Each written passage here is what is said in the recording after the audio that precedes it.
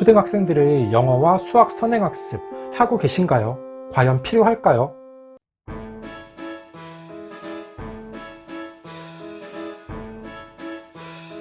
안녕하세요. 반갑습니다. 초등교사 해피 이선생입니다.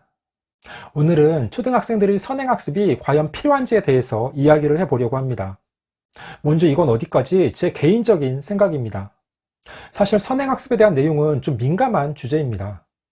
그러니까 다시 말씀드리지만 오늘 영상은 어디까지나 제 개인적인 사견이니까 너무 심각하게 받아들이지 않으셨으면 좋겠습니다. 그럼 지금 바로 시작하겠습니다. 출발! 먼저 선행학습을 국어사전에서 찾아보면 새로운 지식이나 기술을 습득할 때 정규 과정보다 시간적으로 앞서 배우는 일이라고 나옵니다.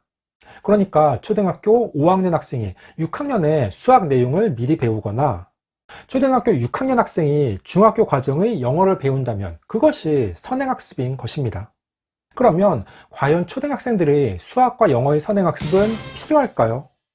필요하다면 언제부터 하는 게 좋을까요? 또는 아예 불필요할까요? 많은 학부모님들이 공통된 고민일 것입니다. 그런데 결론부터 말씀드리면 이 질문에 대한 명확한 정답은 없습니다. 우선 수학부터 이야기하겠습니다. 적어도 수학은 초등학교 단계에서는 선행이 필요하지 않습니다. 오히려 지나친 수학 선행은 아이들에게 독이 될 수도 있습니다. 초등학교 수학은 그 내용의 수준이 깊지 않고 양도 많지 않습니다. 대부분 교과서의 2페이지를 한 차씩 동안 배우게 됩니다. 그러니까 교사는 교과서의 2쪽 분량을 가지고 반복 설명하면서 40분 한 차씩을 운영하는 것입니다. 물론 수학 익힘책을 함께 풀기도 하고 공부를 잘하는 아이에게는 심화학습지를, 좀 부족한 아이들에게는 보충학습지를 제공하는 경우도 있지만 현실적으로 학교 현장에서 이렇게 아이들 수준에 맞는 개별화 교육을 하기는 어렵습니다. 왜냐하면 일반적으로 초등학교 한 학급당 보통 25명의 학생들이 있는데 40분이라는 제한된 시간 동안 그 학생 한 명 한 명의 능력과 수준을 파악해서 거기에 맞는 맞춤형 교육을 한다는 것은 불가능에 가깝습니다. 보통 교사는 잘하는 아이보다는 학습 능력이 부족한 아이에게 조금 더 관심을 갖는 경우가 많습니다. 학생 수준에 따른 개별 학습지를 제공하기 어려운 이유는 대개 초등학생들은 옆 친구와 본인의 문제지가 다를 경우에 그 이유를 묻고 궁금해합니다. 그리고 학생들도 딱 보면 알죠. 일부 아이들이 거기에 창피함을 느껴서 부모님의 민원으로까지 연결될 수도 있습니다. 결국 초등학교 수학 선행에 불필요한 이유는 대부분의 아이들이 친구들과 지나친 경쟁의식을 가지고 있고 공부할 분량과 수준이 적고 깊지 않아서 그렇습니다. 즉, 아직 어린 아이들이기 때문에 문제를 다 풀었으면 다음 내용을 미리 살펴보는 것이 아니라 친구에게 자랑을 하며 놀리는 경우가 많습니다. 에이, 넌 아직도 다 못했냐? 나는 벌써 다 끝내는데. 아이, 심심해라. 또는 선행을 해서 수업 내용이 본인이 다 아는 내용일 경우에는 수업의 집중력이 흐트러지고 장난을 치거나 딴짓을 하는 경우도 많습니다. 만약 대입을 앞둔 고등학생의 경우에는 선행을 통해서 수업 내용을 다 익힌 경우에는 다른 부족한 과목을 공부한다거나 보다 심화된 내용을 공부하는 등 시간 활용을 본인이 효율적으로 할 수 있습니다. 하지만 초등학생들의 경우 시간표에 따라 해당하는 과목의 교과서를 펴고 선생님의 수업에 집중을 해야 합니다. 아이들 나름의 융통성과 시간 활용의 재량이 주어지지 않는 것입니다. 그러니까 자칫 지나친 수학 선행을 할 경우에는 아이가 수업 시간에는 딴짓을 하면서 놀고 사교육을 통해 수학 공부를 하는 부작용이 생길 수도 있습니다. 그러면 아이는 수학뿐 아니라 다른 학교 수업도 소홀하게 생각하게 되며 그러한 잘못된 습관이 형성되어 나중에는 더욱 커다란 문제가 발생할 수도 있습니다.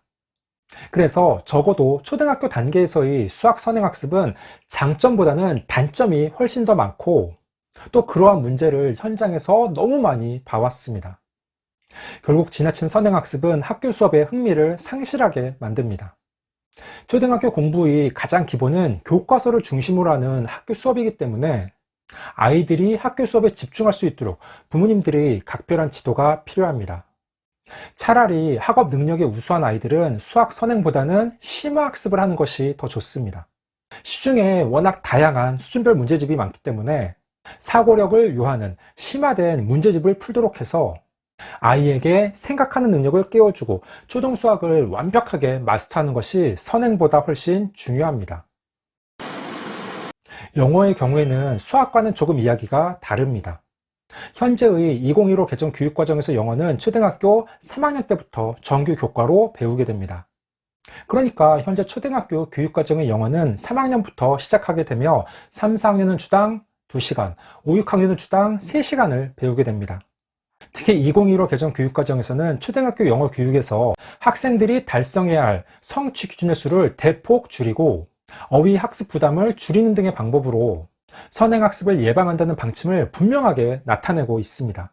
하지만 영어는 솔직히 선행학습의 영향이 어느 정도는 있습니다. 그것은 인정. 초등교사로서 선행학습의 효과를 부정하고 싶지만 현실적으로 영어는 아이들의 격차가 가장 큰 과목이고 선행학습의 효과 또한 무시할 수 없는 과목입니다. 그래서 학교에서 영어 시간에 적극적으로 참여하고 발표를 잘하는 아이들은 대부분 영어 학원을 다니며 선행을 하는 경우가 많습니다. 물론 학원을 다니지 않고 집에서 엄마표 영어로 꾸준하게 공부를 하는 아이들도 있습니다. 영어는 꼭 선행이 아니더라도 어느 정도의 규칙적인 공부는 반드시 필요합니다. 이것도 학교 현실을 이야기할 수밖에 없는데 아이들의 영어 수준이 정말 천차만별입니다. 어떤 4학년 아이는 영어 원어민 보조 선생님과 자유롭게 프리토킹이 가능합니다.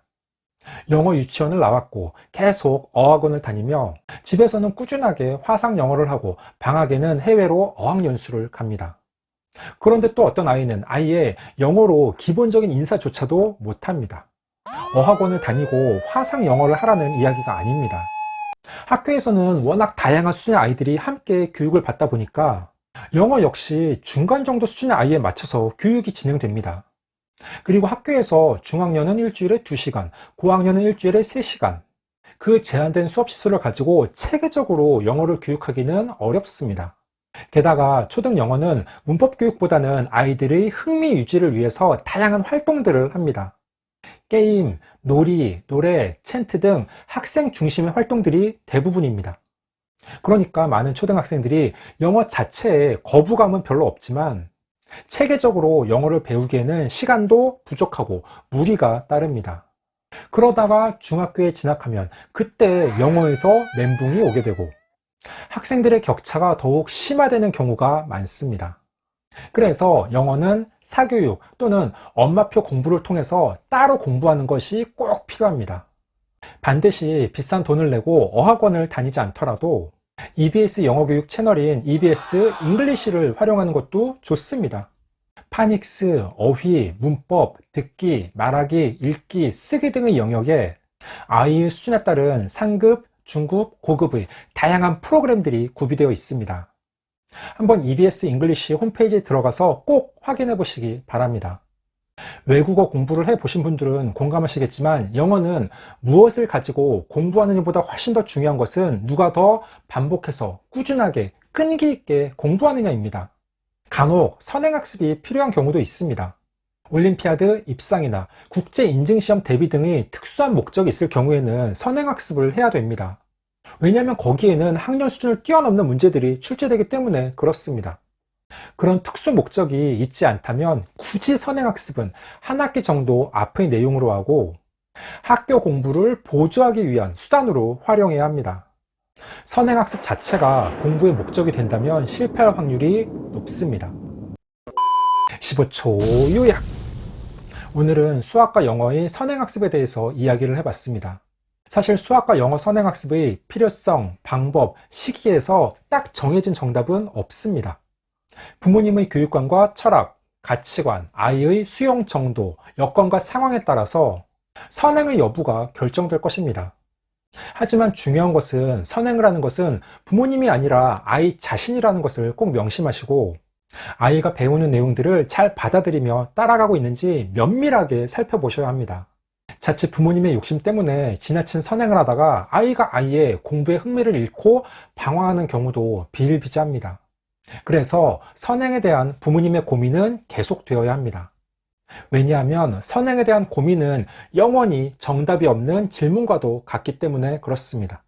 오늘 준비한 내용은 여기까지입니다. 앞으로도 보다 더 유익하고 재미있는 영상을 가지고 꾸준하게 계속 찾아뵙도록 하겠습니다. 이상 초등교사 해피 이선생이었습니다.